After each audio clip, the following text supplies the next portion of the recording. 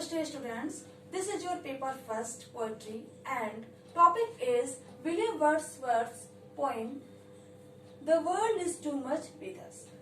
It is called Sonnet. Okay, so first of all we know about his life, the main points. He was born in 1770 and died in 1850. So this is the most important his birth and death also. Okay, तो it is to be noted. ये सब आप लोग note कर लीजिए कि इनकी जो मेन पॉइंट्स मैंने इसमें लिखे हुए हैं पूरे उनके लाइफ के बारे में नहीं है, उनके मेन पॉइंट्स के बारे में है. ओके, तो born in 1770, died in 1850, and his wife Mary Hutchinson, and his sister is Dorothy. Sister name is Dorothy, and he is called he is poet laureate in 1843. ये 1843 में पोइट लॉरिएट का इन्होंने सम्मान प्राप्त किया. Okay, he is called the priest of nature. William Wordsworth जो है वो एक रोमांटिक पोइट है और उनको प्रीस्ट ऑफ नेचर मतलब नेचर का पुजारी कहा गया है. Priest of nature, worshipper of nature, and he is called the father of romantic revival.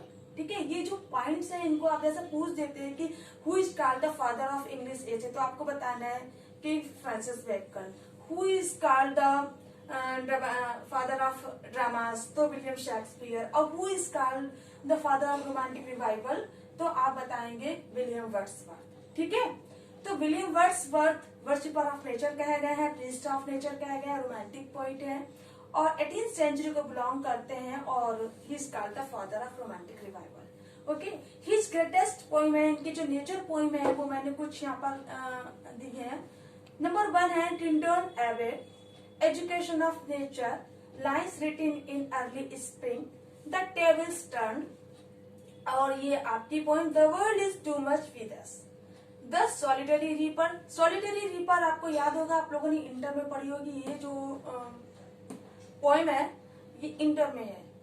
The daffodils, the rainbow, to skylark, to Kuku.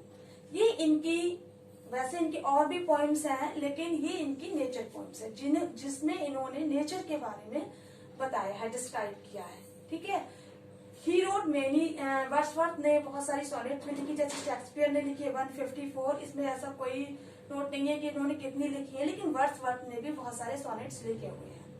तो उनके सोनेट्स कैसे होते हैं? They are artless but spontaneous. उनके आर्टनेस तो होते हैं लेकिन स्पॉन्टेनियस. स्पॉन्टेनियस का मतलब क्या होता है? स्वतः निकलना, कोई चीज अपने आप जो मतलब उनके दिल से निकलती है, उस टाइप के उनके सोनेट्स हैं. ठीक है, जो आपकी ये पोइम है the world is too much with अस, एक फेमस सोनेट है. इसको हम सोनेट बोलेंगे क्योंकि 14 लाइन, मैंने आपको सोनेट टॉपिक पढ़ाया है ना इसके बारे में कि सोनेट 14 लाइन्स की एक पोइम होती है. तो ये वही सोनेट है और ये 14 लाइन्स की है और ये पब्लिश हुई थी 1807 में और लिखी गई थी 1806 में. और इसकी राइमिंग स्कीम है, his rhyming scheme is ABBA, CDE, है ना. मैंने आप लोगों को ये सब पहले ही पढ़ा दिया है. और ABBA, CDE इंग्लिश सोनेट या वो शेक्सपियरियन सोनेट की राइमिंग स्कीम है. वैसे ही विलियम वर्ड्सवर्थ की भी राइमिंग स्कीम है. ABBA को क्या बोलेंगे हम लोग? ऑक्टेव. और CDE को क्या बोलेंगे हम लोग? सेस्टेट.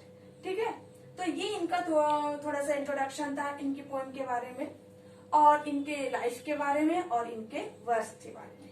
ठीक है, अब हम अपनी पोएम के बारे में जानते हैं कि इस पोएम में पोएट ने क्या डिस्क्राइब किया है, किस बारे में बताया है. तो the poet in this poem, the poet condemns the growing materialism. इस पोएम में कवि ने जो मटेरियलिज्म है, जो भौतिकतावादी है, उसके जो बढ़ रहा है, जो हमारे वर्ल्ड में आजकल लोग जो हैं वो मतलब रुपयों पैसों और ऊपरी दिखावे के ऊपर ज्यादा मतलब जोर डाल रहे हैं, ना कि अपनी नेचर ब्यूटी की तरफ कोई ध्यान नहीं दे रहा है. ठीक है, मतलब इसका मतलब ये भी आप एक एग्जांपल ले लीजिए. हमारे यहाँ सिटी में जैसे आप देख लीजिए, सिटी में क्या होता है कि सारे जो पेड़ पौधे काट दिए जाते हैं, फिर वहां पर एक पार्क बनाई जाती है बोले और फिर या कुछ और बना दिया जाता है. तो वो सब क्या है, पेड़ पौधे काट रहे हैं तो क्या कर रहे हैं, जो हमारे यहाँ जो नेचर है उसको बर्बाद कर रहे हैं. तो ये तो वर्शिपर ऑफ नेचर है, तो इनको बिल्कुल ही नहीं पसंद है। तो वो ये इन्होंने यही पॉइंट इसमें ये लिखा है, the world is too much with अस। इसका मतलब क्या है, the world is too much with अस, संसार अब बहुत हो गया है ये हमारे साथ। मतलब संसार ने अब कह रहा है कि रोको इन सब चीजों को, अब बहुत हो गया है। मतलब तो ये जो पॉइंट है वो बुराई कर रहा है, जो ग्रोइंग मतलब जो बढ़ रहा है, मेटाभौतिकता वाली जो बढ़ रही है संसार में, उसकी बुराई कर रहा है। People have no sympathy with the beautiful objects of nature। वो कह रहा है कि जो लोग हैं वो कोई सिंपैथी नहीं रख रहे हैं ब्यूटीफुल ऑब्जेक्ट, मतलब प्रकृति के इन कर्मों के जो सुंदर सुंदर जो चीजें हैं उनके साथ उनका कोई सिंपैथी नहीं है। मतलब बेझिझक वो पेड़ पौधे काट देते हैं और अपने बनावटी चीजें जो भी उन्हें करनी है, अपने बिजनेस करना है, कुछ भी उन्हें करना है, वो अपना उसको स्टैब्लिश करते हैं और जो ये जो है नेचर ब्यूटी है उसको इग्नोर करते हैं।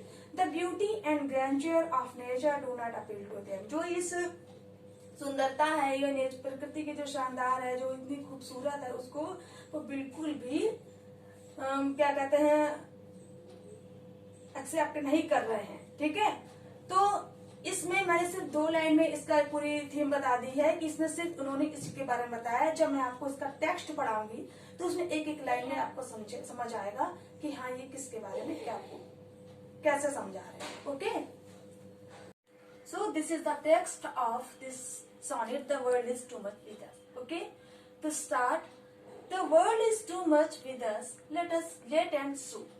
तो सबसे पहले इस पोइम की जो ये टाइटल है आपका, ये इस पोइम के पहली फर्स्ट लाइन में दिया है, the world is too much with अस, कि जो संसार है वो टू मच मतलब बहुत ही ज्यादा आगे बढ़ रहा है, मतलब विद अस हमारे इस ग्रोइंग मटेरियलिज्म के साथ। ठीक है, जो ये भौतिकतावादी इसके साथ जो संसार है हमारा बहुत ज्यादा आगे बढ़ रहा है। लेट एंड सू, देर और शीघ्र, गेटिंग एंड स्पेंडिंग, वो सबसे ज्यादा स्पेंड कर रहा है अपना समय और प्राप्त कर रहा है क्या, भौतिकतावाद के पीछे वो जा रहा है। वी ले वेस्ट अवर पावर्स, उसके कहने का मतलब है कि इस तरीके से हम अपनी शक्तियों को नष्ट कर रहे हैं, वेस्ट माने बर्बाद कर रहे हैं।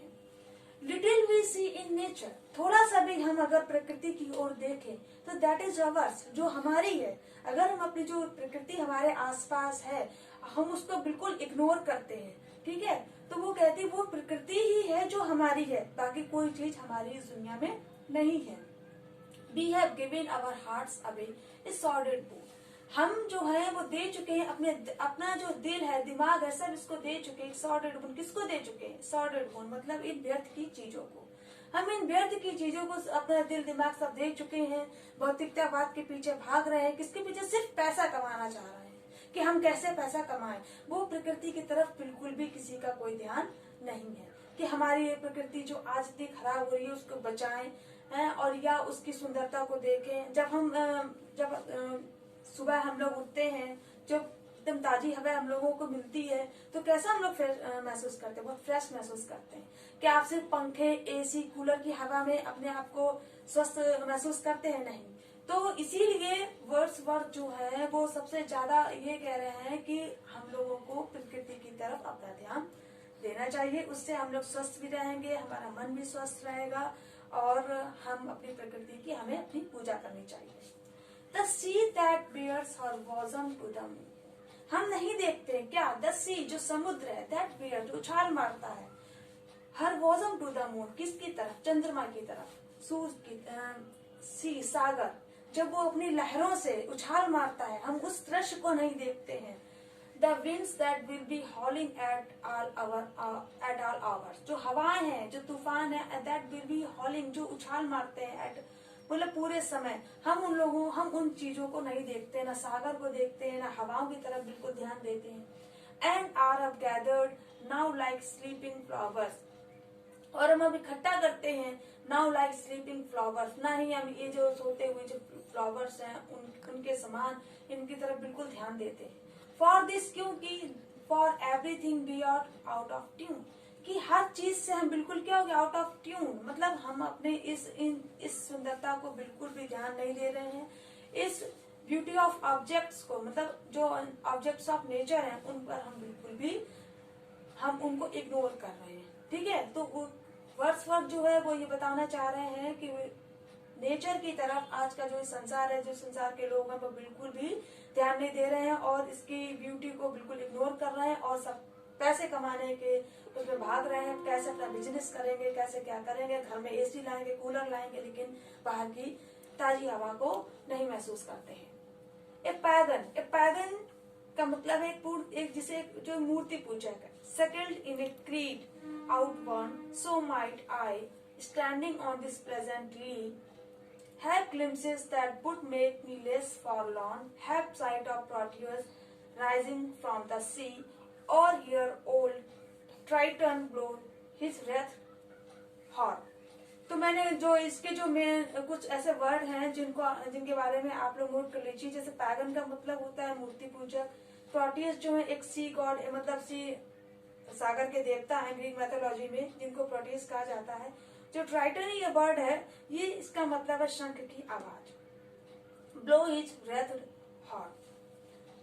तो ये पैगन जो मूर्ति पूजक हैं, हम लोग उनको कर देना। Us not, great God, I would rather be a pagan suckled in a crete outburn, so might I standing on this presently.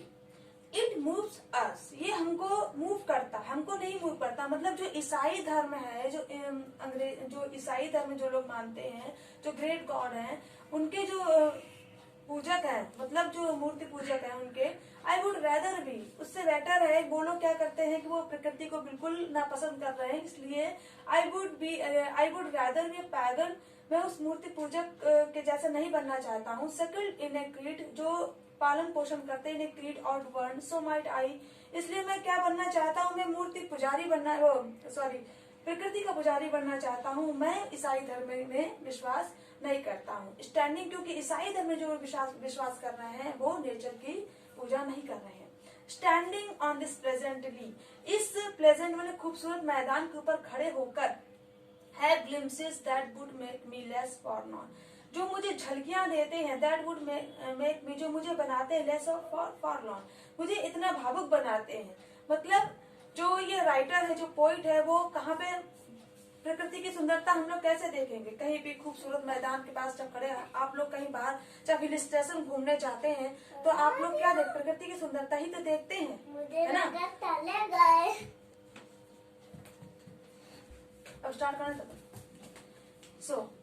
तो इन लाइनों में जो पॉइंट है वो ये कह रहे हैं कि हम जब खूबसूरत मैदान पर खड़े होते हैं और उनकी जब झलकियां देखते हैं उसकी खूबसूरती की, तो हम लोग कितना फ्रेश महसूस करते हैं, है ना? तो ऐसे ही आज हम लोग आजकल क्या है कि लोग बाहर हिल स्टेशन घूमने जाते हैं। क्यों घूमने जाते हैं? क्योंकि उनको वो जो सुंदरता वहां पर देखने को मिलती है, तो वो हमारे जो हम लोग ये शोर शराबे वाले शहर में हम लोगों को देखने को नहीं मिलती है। तो इंसान क्या करता है, गर्मी की छुट्टियों में अपने शांत जगह जाता है, अपनी छुट्टियां बिताने जाता है, तो क्या वही सब चीजें देखने के लिए। तो वर्ड्सवर्थ कहते हैं कि ये जो है ब्यूटी ऑफ नेचर, इसको हमें हर रोज इसका मतलब इग्नोर नहीं इसको करना चाहिए और इसको रोज महसूस करना चाहिए, उसकी सुंदरता को देखना चाहिए। कैसे? जैसे हम लोग कहीं खूबसूरत मैदान में खड़े हुए या हम लोग कहीं भी गए हैं, जैसे झरने बह रहे हैं, ये क्या है, उनकी जो कल कल की आवाज है वो हम लोग सुन रहे हैं, तो वो क्या हम लोगों को महसूस कराती है, बहुत अच्छा फील कराती है। Have glimpses that would make me less of honors, have sight of Proteus rising from the sea. जो ये प्रोटियस है, ये क्या है, एक सी गॉड, यूनानी देवता है ना? ये जो है इनके दृश्य को देखने की बजाय राइजिंग फ्रॉम द सी, हम क्या देखें, जो समुद्र के ऊपर जो ये उछाल आता है लहरों का, हमें उन्हें देखना चाहिए। और हियर ओल्ड ट्राइटन, और अथवा सुनना चाहिए ओल्ड ट्राइटन माने तुरही की आवाज, माने शंख की आवाज, फ्लो हिज रेथ हॉर्न, जो बजती है, जो किसके शक्ल में दिखाई पड़ती है, जो एक शंख की शक्ल में दिखाई पड़ती है, मुझे उसकी आवाज हम लोगों को सुननी चाहिए। ये जो आवाजें हैं जो हम लोगों को बहुत ही हैप्पी फील कराती है। तो ये जो world is too much with अस में केवल पोइट ने मैटेरियलिज्म जो बढ़ रहा है उसके बारे में बताया है, और लोगों को ऐसा बोल रहे हैं कि वो प्रकृति की ओर ध्यान दें, और जो लोग प्रकृति की ओर ध्यान नहीं दे रहे हैं तो उनकी बुराई कर रहे हैं, उनकी जो है उन्हें नापसंद कर रहे हैं।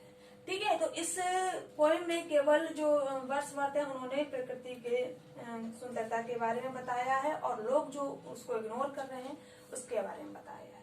ठीक है, थैंक यू।